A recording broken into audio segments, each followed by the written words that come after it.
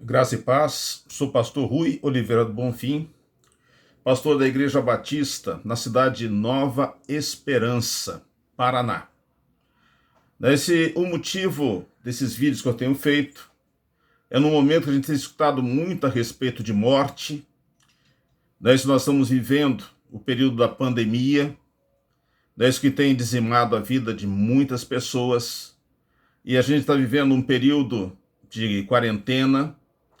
A gente escuta muito de morte, e o meu objetivo nesse vídeo é falar a respeito de vida, uma vida abundante, vida eterna, que nós encontramos em Cristo Jesus. E para isso nós estamos fazendo alguns estudos no Evangelho de João.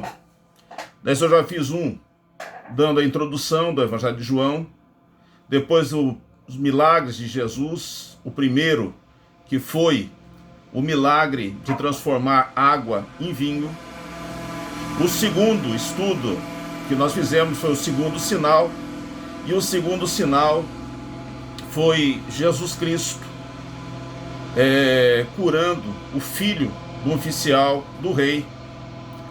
E nós sabemos que os sinais que nós encontramos em João têm uma razão, têm um motivo. Quando nós abrimos a Bíblia no Evangelho de João, capítulo 20, versículo 30 e 31, diz assim a palavra de Deus: na verdade, fez Jesus diante dos seus discípulos muitos outros sinais que não estão escritos neste livro. Esses, porém, foram registrados para que creiais que Jesus Cristo é o Filho de Deus, e para que, crendo, tenhais vida em seu nome. Então a gente vê que o objetivo de João é mostrar que Jesus Cristo é quem realmente ele diz que era, que Jesus Cristo é Deus. Como eu já falei em outro estudo, então o Evangelho de João, quando a gente lê o Evangelho, a gente vê que tem um objetivo muito claro na vida de João. Porque nos tempos de João, já tinha pessoas que falavam que Jesus Cristo não ressuscitou. Algumas pessoas falavam que ele foi um grande homem, fez muitos milagres, mas não era Deus. Isso que os sinais que ele fez eram inventados pelos discípulos. Então, pessoas queriam colocar muita dúvida naqueles que iam crendo.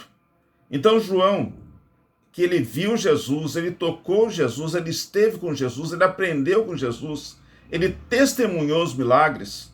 Então o objetivo, desde o primeiro capítulo, é mostrar que Jesus Cristo é o Filho de Deus, que Jesus Cristo é Deus. Então hoje eu quero estar conversando com vocês sobre o terceiro milagre de Jesus, ou o terceiro sinal, isso que mostra que Jesus Cristo é Deus. E o primeiro sinal está no capítulo 2, que é Jesus Cristo transformando água em vinho. Também no capítulo 2, Jesus curando o filho do oficial do rei. E hoje, então, eu quero estar falando do terceiro sinal. E esses sinais que nós encontramos em João é justamente para nós crermos que Jesus Cristo é o Filho de Deus, e crendo, nós possamos ter vida em seu nome. E diz assim a palavra de Deus: passado essas coisas, havia uma festa dos judeus, e Jesus subiu para Jerusalém. Ora, existe ali, junto à porta das ovelhas, um tanque chamado em hebraico Betesda, o qual tem 5 pavilhões.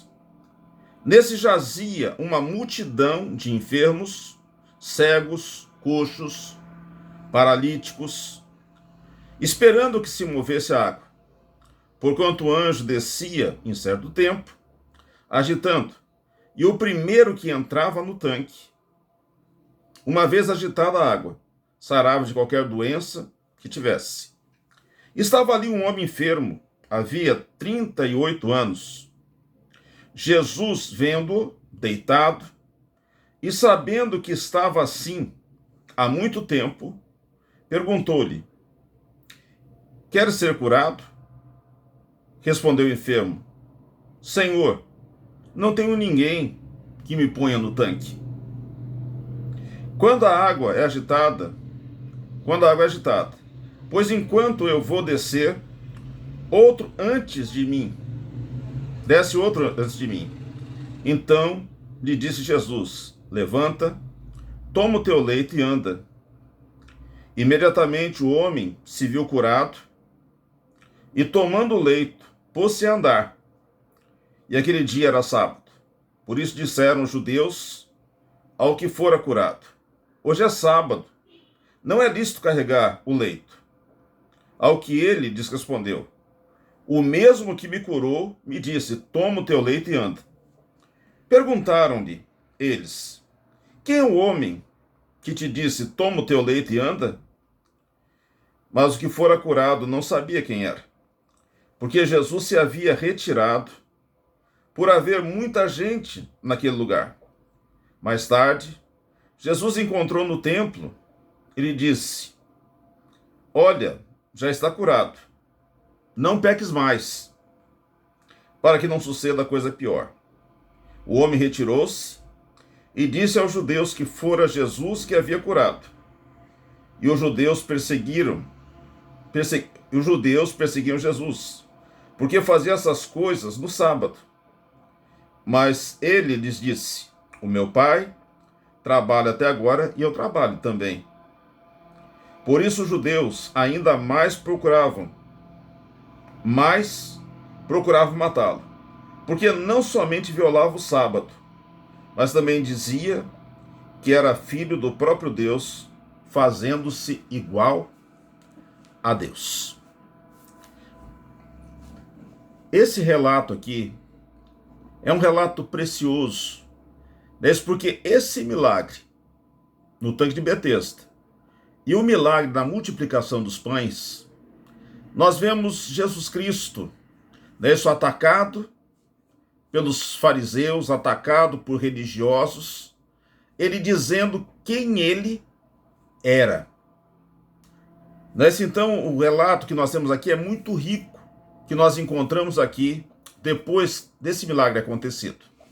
Mas é interessante observar que Jesus estava ali, vindo da região da Galileia, e ele estava ali, então, novamente, numa festa religiosa. Então nós vemos que Jesus Cristo tinha uma prática de ir a Jerusalém nos dias das festas, seguindo a orientação de Moisés. Nós não sabemos aqui qual era essa festa. Não sabemos se era a festa da Páscoa, não sabemos se era a festa dos tabernáculos. Alguns estudiosos acreditam que é as festas dos tabernáculos, são onde os judeus chegavam ali em Jerusalém, armavam tendas, saíam das suas casas, iam morar em cabanas para lembrar a caminhada no deserto. Mas o interessante é que Jesus foi para Jerusalém e, chegando no templo, Jesus foi para a direção do tanque de Betesda. É interessante que esse tanque era um tanque que tinha ali, porque os judeus tinham a prática, antes de entrar no templo, de purificação. Então aqueles tanques ali eram justamente para a purificação. Mas com o tempo, segundo a gente vê o relato aqui, foi colocado uma coisa que ali era um lugar de cura. Se diz que um anjo descia e tocava naquela água, e o primeiro que entrasse ali era curado. Então nós acreditamos que isso faz parte de uma superstição, onde as pessoas doentes, enfermos, chegavam ali para encontrar uma cura mágica. Então estava ali um homem aleijado há 38 anos. Eu não sei se todos os dias ele chegava ali, eu não sei se todo dia o colocava ali, certo? Mas o objetivo dele era estar ali, para que quando a água movesse ele pudesse entrar na água. E Jesus chega para ele e faz uma pergunta que é uma pergunta, parece até engraçada ou cômica, Aquele homem está ali para ser curado, e Jesus chega e pergunta para ele: você quer ser curado? Não é se essa pergunta tem uma razão de ser, porque tem muitas pessoas que têm enfermidade e não quer ser curado, porque é cômodo a enfermidade. A enfermidade faz com que as pessoas dê comida para ele. A enfermidade faz com que a pessoa dê esmola para ele. Nessa enfermidade tem que outras pessoas trabalhem por ele e o sustente. Se Jesus faz essa pergunta, se ele queria ser curado. E quando ele recebe essa pergunta, ele fala: Senhor, não tem como. Porque quando a água é agitada, quem tem melhor condição pula primeiro. Não tem quem me jogue nesta água. Não tem quem faça alguma coisa por mim. E Jesus, olhando para aquele homem, disse: levanta, toma o teu leito e anda. E imediatamente ele levantou, tomou o leito e começou a andar. E Jesus saiu dali. Saiu dali. Porque o objetivo de Jesus não era fazer curas e curar todo tipo de doença ou fazer sensacionalismo. Certo? Mas o objetivo dele era aquele homem. Jesus Cristo falou com aquele homem e ele foi curado naquele momento. E ele toma o leito e sai andando. E quando ele sai andando, segurando e levando o seu leito, judeus, religiosos, chegam diante de: o que você está fazendo levando esse leito? Isso não pode ser feito no sábado. E é impressionante a gente ver a questão religiosa. Muitas vezes a religiosidade impede que as pessoas vejam a glória de Jesus Cristo e vejam o poder de Deus. Então, ao invés de se admirar com aquele homem curado, 38 anos, provavelmente um homem conhecido por todos ali, essas pessoas que vinham em Jerusalém, quando passavam ali, via aquele homem. Esses dias mesmo eu estava em Maringá com a minha esposa. Eu sou do Paraná, nasci na cidade de Cornélio Procópio. De vez em quando eu passava em Maringá, na rodoviária. E na rodoviária eu vinha lá um rapaz, numa cadeira de roda, que ele vivia ali pedindo esmola na rodoviária. Todas as vezes que eu chegava ali, aquela pessoa estava ali. E esses dias eu estava passando em Maringá e eu falei para minha esposa: olha, eu sei desse rapaz aí desde que eu tinha mais ou menos uns 15 anos. Porque quando eu vim aqui em Maringá, ele estava na rodoviária mendigando e continua fazendo a mesma coisa. Se provavelmente aquele homem, 38 anos, ali naquele lugar, quem vinha na festa ou quem morava em Jerusalém, ele era uma pessoa conhecida. Mas quando aqueles religiosos viram aquele homem levando o seu leito, não disse: glória a Deus, esse homem foi curado, que coisa maravilhosa. Por que você está fazendo isso no sábado? E aquele homem disse: olha, quem me curou disse: levanta, toma o teu leito e vai embora. Eu estou obedecendo aquele que me curou. E passado algum tempo, Jesus encontra aquele homem e diz: olha, não peques mais, para que não aconteça coisa pior. E quando eu leio esse texto, fico pensando: o que pode ser pior do que ficar na situação de aleijado, sem poder se locomover, se arrastando, 38 anos, e Jesus diz: olha, vá e não peques mais, para que não aconteça coisa pior. Eu acredito que Jesus Cristo ali estava falando, isso que coisa maior, pior que isto. Se a gente for ver o versículo 26 do capítulo 5, diz assim: porque assim como o Pai tem vida em si mesmo, também concedeu ao Filho vida em si mesmo. Ele deu autoridade para julgar, porque é filho do homem. Não os maravilheis disto, porque vem a hora em que todos que se acham no túmulo ouvirão a sua voz e sairão. Os que tiverem feito o bem para a ressurreição da vida, e os que tiverem praticado o mal para a ressurreição do juízo. Então Jesus diz, olha, vai, não peques mais, para que não aconteça coisa pior. Porque um dia todos nós iremos comparecer na presença de Deus. Se alguém está em Cristo, nova criatura é. E diz a palavra de Deus que não há condenação para aqueles que estão em Cristo Jesus. Mas para aqueles que estão fora de Jesus Cristo, eles vão passar pelo juízo e serão julgados segundo a lei. Mas então, o que pode ser pior do que ficar 38 anos? É passar uma eternidade no lugar onde não tem a presença de Deus, onde a Bíblia chama um lugar chamado inferno. Então Jesus diz àquele homem, vá e não peques mais, para que não aconteça coisa pior. Mas o interessante, a cura foi apenas um sinal. Mas o que nós encontramos de maravilhoso aqui é Jesus Cristo falando quem ele é. Porque os judeus foram ao encontro dele e perguntaram, isso que não era lícito no sábado fazer o que Jesus estava fazendo. Não era lícito curar uma pessoa, não era lícito uma pessoa carregar o seu leito, como nós encontramos na lei, no Velho Testamento. Mas Jesus deu a seguinte resposta: o meu pai trabalha até agora, e eu trabalho também. Pois, os judeus ainda mais procuravam para matá-lo, porque não somente violava o sábado, mas também dizia que Deus era o seu próprio pai, fazendo-se igual a Deus.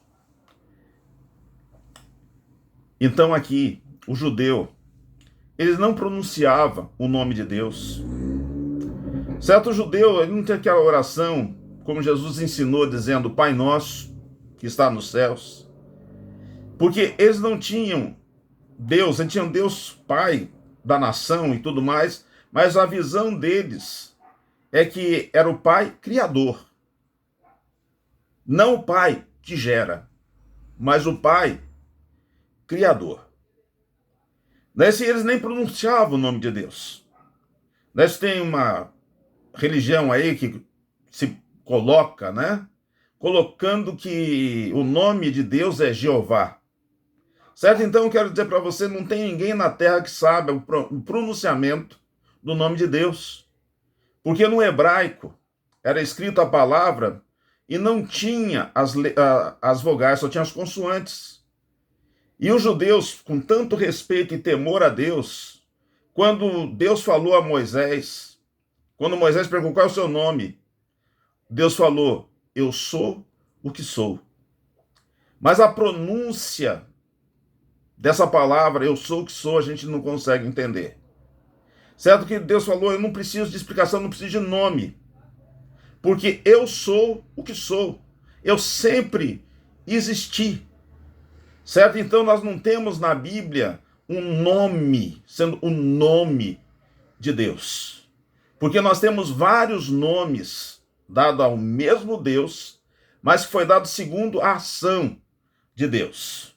Nós tem Elohim, Jeová, é o Senhor dos Exércitos, e tem vários nomes que foram dados segundo a ação de Deus.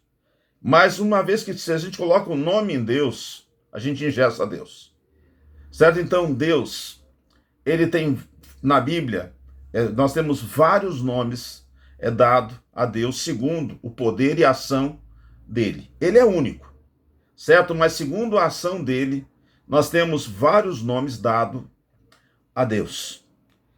Certo? Mas aqui o que eu quero colocar para vocês é que os judeus eles não mencionavam o nome de Deus. Até os escribas, quando iam escrever o Torá, quando iam escrever o livro da lei, quando chegava o nome de Deus, eles usavam uma caneta especial, uma tinta especial, de tanta reverência que eles tinham ao nome de Deus. Então, o que eu quero colocar para vocês aqui Então o judeu ele não tinha assim Deus como pai, tinha Deus como Criador, Senhor dos exércitos, né, o Deus eterno, o Rei e tudo mais. Mas Jesus responde: o meu Pai trabalha até hoje e eu trabalho também. Então, na escola rabínica, daí onde estudava a respeito de Deus, era o seguinte, que no sétimo dia, Deus descansou. Não é que Deus parou, ele descansou a respeito da criação. Porque todas as coisas que tinham que ser criadas foram criadas. E Deus, então, descansou da obra criadora dos céus e da terra. Porque tudo foi criado.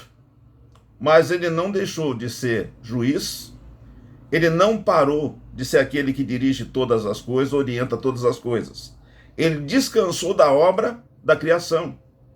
Certo? Porque quando ele terminou a obra da criação, tudo que tinha que ser criado foi criado. Nessa então, o velho Chacrinha, nessa ele dizia, na natureza, nada se cria, tudo se copia. Tudo se copia. Nessa então, realmente, na natureza, nessa não tem coisa nova, está tudo aí. Nessa o que a ciência faz é trabalhar com o que Deus criou. A matéria-prima é de Deus. O que os físicos fazem, nessa o que os biólogos fazem, nessa é trabalhar com o que Deus criou. Nessa então é fazer mistura química, nessa tantas coisas que são feitas, nessa o químico nas suas misturas, então ele pega elementos que já existem, se transforma em outro alimento, outro elemento, mas tudo já existe, nada se cria, tudo se transforma. Certo? Então, Deus criou e completou a obra. Então Jesus diz, o meu Pai trabalha até agora. Então diz que quando eles ouviram Jesus falando que Deus era Pai, olha só o que ele está aqui, eles entenderam que Jesus estava se colocando na mesma posição de Deus, na mesma natureza de Deus. Quando Jesus diz, o meu Pai trabalha até agora, ele estava dizendo que ele foi gerado por Deus. E foi justamente isso que foi entendido, por isso que as pessoas queriam matá-lo. Porque além de falar que ele era o Messias, ele estava dizendo que ele era o próprio Deus. Porque quando ele se coloca como filho de Deus, eu vou colocar uma coisa grosseira aqui. Filho de cachorro é cachorro. Filho de porco é porco. O filho de homem é homem. Filho de Deus é Deus. E quando Jesus diz que é o Filho de Deus, ele está dizendo, eu tenho a mesma natureza de Deus. Foi isso que foi entendido, e é isso que realmente ele é, o Filho de Deus. Que foi gerado em Maria. O meu Pai trabalha até agora, e eu trabalho também. E Jesus continua. Então falou Jesus, em verdade vos digo, que o Filho nada pode fazer de si mesmo, senão somente aquilo que vir o Pai. Porque tudo o que esse fizer, o Filho também semelhante faz. Então, o que eu faço como meu Pai faz. E em verdade vos digo, que o Filho nada pode fazer de si mesmo, senão somente aquilo que vir fazer o Pai. Porque tudo que esse fizer, o Filho também semelhante faz. Então o que Jesus coloca aqui? Que tudo que ele fazia era copiar o que o Pai mandava a ele fazer. Porque o Pai ama o Filho ele mostra tudo o que faz. E maiores obras do que essa lhe mostrará, para que vos maravilheis. Por isso, pois assim como o Pai ressuscita e vivifica os mortos, assim também o Filho vivifica aquele quem quer.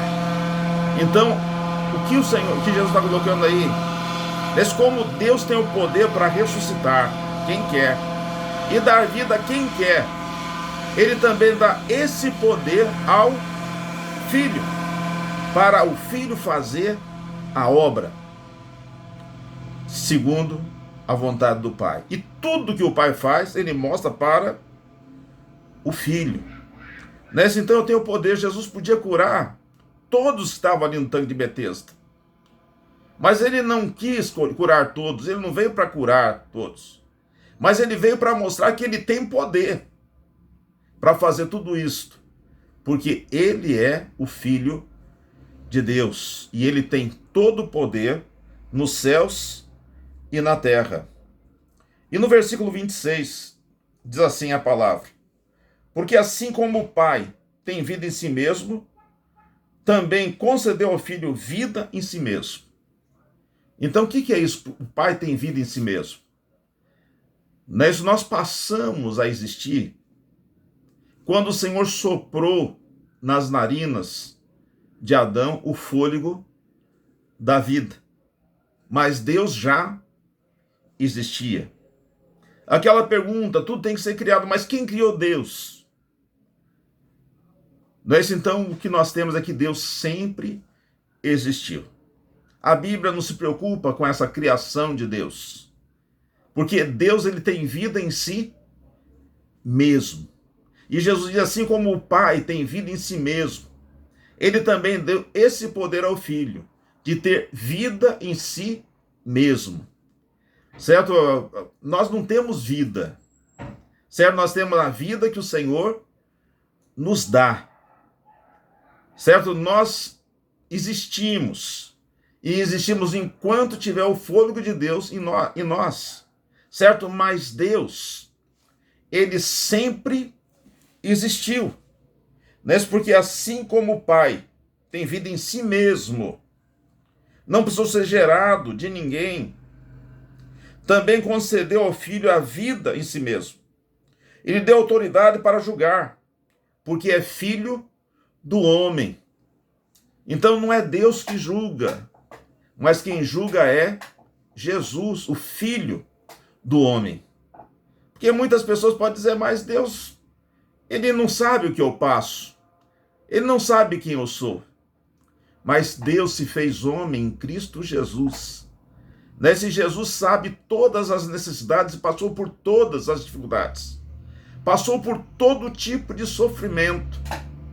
Então ele sabe o que vai no coração do homem. Ele sabe tudo que vai na nossa vida. Por ele ser homem, ele venceu todas as coisas.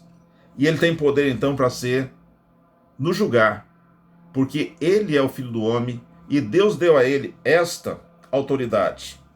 No versículo 29, fala a respeito que um dia todos irão ressuscitar e todos irão comparecer na presença de Deus. E Jesus, os que tiverem feito bem para a ressurreição da vida e os que tiverem praticado o mal para a ressurreição do juízo. Eu nada posso fazer de mim mesmo, na forma, porque ouço julgo. O meu juízo é justo, porque não procuro a minha própria vontade, e sim a vontade daquele que me enviou. Então Jesus está mostrando aqui que o que ele veio fazer é a vontade daquele que o enviou, e quem o enviou foi Deus. E ele coloca então aqui 3 pessoas que dão testemunho, ou 3 coisas que dão testemunho que ele é Deus. O primeiro testemunho que ele coloca aqui é o testemunho de João Batista, dizendo aos religiosos: vocês não foram perguntar para João Batista o que ele era? E ele disse que não era luz, ele não era lâmpada, mas ele veio para preparar o caminho. E ele deu testemunho a meu respeito. E vocês não creem? E ele continua dizendo, mas eu não preciso de testemunho humano. Por quê? E ele continua, mas eu tenho maior testemunho do que o de João, porque a obra que o Pai me confiou para que eu realizasse, essa que eu faço, testemunha a meu respeito que o Pai me enviou. Então, Jesus está dizendo, olha, mas não precisa do testemunho de João, porque as obras que eu faço, os sinais que eu faço, demonstram o poder de Deus. Como Nicodemos, lá no capítulo 3, isso chegou para Jesus e disse, ninguém pode fazer os sinais que tu fazes, se Deus não estiver com ele.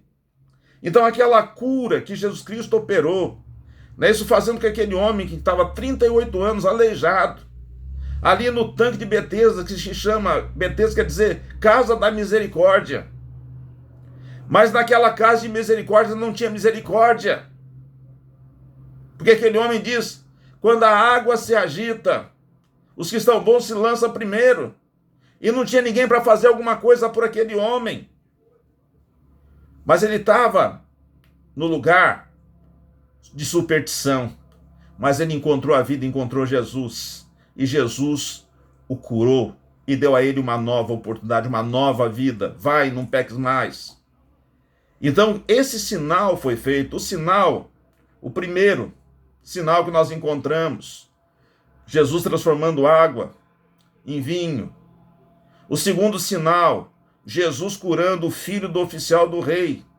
Agora esse terceiro sinal, Jesus Cristo curando esse homem que há 38 anos estava com deficiência física, era um aleijado. E Jesus Cristo curou. E Jesus, os sinais que eu faço testifica que eu sou filho de Deus. Então quem dá testemunho de mim? João Batista deu testemunho dele. As obras que ele realizou prova que ele era quem ele dizia ser, o Filho de Deus. E, continuando, no versículo 39, examinar a Escritura, porque julgais ter nela a vida eterna, e são elas que testificam de mim. Contudo, não quereis vir a mim para ter a vida eterna. Então Jesus está dizendo, no próprio livro de vocês, no próprio livro Moisés escreveu ao meu respeito. Vocês examinam a Escritura, porque vocês julgam ter nela a vida eterna. E vocês não querem vir até mim, disse Jesus, para ter a vida eterna. Contudo, não quereis vir a mim para ter vida eterna. Eu não aceito a glória que vem de homens, sem, entretanto, que não tendes em vós o amor de Deus. Eu vim em nome do meu Pai, e não me recebeis. Se outro vier em seu próprio nome, certamente o recebereis. Como podeis crer, vós os que aceitais a glória um dos outros, e contudo não procurais a glória que vem do Deus único? Não penseis que eu vos acusarei perante o Pai. Quem vos acusa é Moisés, em quem tendes firmado a vossa confiança. Porque, se de fato cresces em Moisés, também creria em mim, porquanto ele escreveu a meu respeito. Se, porém, não credes nos seus escritos, como crereis nas minhas palavras? Então, meus queridos, aqui nós temos o terceiro sinal. Isso, a cura foi importante. Aquele homem, eu não sei quantos anos ele viveu depois daquela cura, mas uma coisa eu sei. Veio a enfermidade e ele morreu. Porque todos nós iremos passar pela morte. Mas, como está escrito aqui, aquele sinal foi para que eu e você creia que Jesus Cristo é o Filho de Deus. E crendo, possamos ter vida no seu nome. Que Deus te abençoe. Que Deus me abençoe. Que nós possamos crer no testemunho. Nós temos o testemunho de João Batista, que diz que Jesus Cristo é o Cordeiro de Deus, que tira o pecado do mundo. Jesus é o Messias. Nesse João disse que quando Jesus foi batizado, dos céus veio uma voz que dizia: esse é meu filho amado, em quem eu tenho prazer. João Batista chegou a dizer que Jesus Cristo é a verdadeira luz. Ele é a verdadeira luz. Então tem o testemunho de João Batista, tem o testemunho das obras de Jesus Cristo. Porque o que nós precisamos crer, e que precisamos crer, é que o que está escrito no Evangelho de João não é historinha, não é uma alegoria, mas é verdade. Jesus transformou água em vinho. Jesus curou o filho do oficial do rei. Nós vemos vários detalhes que comprovam que isso foi verdade. Jesus curou aquele homem no tanque de Betesda. E aquele homem levantou, andou e glorificou. E o Senhor Jesus apareceu a ele, e dizendo: vá e não peques, mas para que não aconteça coisa pior. E diante das autoridades ele se declarou que o meu pai trabalha até agora e eu trabalho também. Ele colocou ali que ele é filho de Deus. Ele disse que nada que ele fazia por ele mesmo, mas porque tudo que ele fazia, o Pai o revelou e ele faz igual. Certo, ele diz que o Pai tem vida em si mesmo e deu a ele também vida em si mesmo, porque ele já existia antes da fundação do mundo. Ele se fez homem para habitar aqui na terra, mas já existia antes da fundação do mundo. E no livro da lei, nos livros escritos de Moisés, está escrito a respeito dele. E ali tem o testemunho que ele viria, e como ele viria, e o que ele iria fazer. Jesus Cristo é o Filho de Deus. E ele fala aos judeus: vocês leem a palavra, julgando ter nela a vida eterna. A palavra, e essa é a palavra que testifica a respeito de mim. Que nós possamos ter essa vida em Cristo Jesus. Se você já tem essa certeza, essa convicção, é isso que você possa viver, é isso diante de tudo que nós estamos passando. Quando se fala tanto em morte, que quem tem Jesus, tem a vida eterna. Ainda que morra, viverá. E diz a palavra de Deus que não vai ver a morte, mas passa da morte para a vida. É promessa de Deus em Cristo Jesus. Que Deus os abençoe, que Deus dê vida, e que aquela palavra dada por Jesus àquele homem, vá e não peques mais, para que não aconteça coisa pior. Eu falo para você também, que você possa ter uma vida santa, que Jesus Cristo reine no seu coração, que você morra para que Jesus Cristo viva em você. Arrependa dos teus pecados e aceite Jesus como Salvador. Que Deus os abençoe. Amém.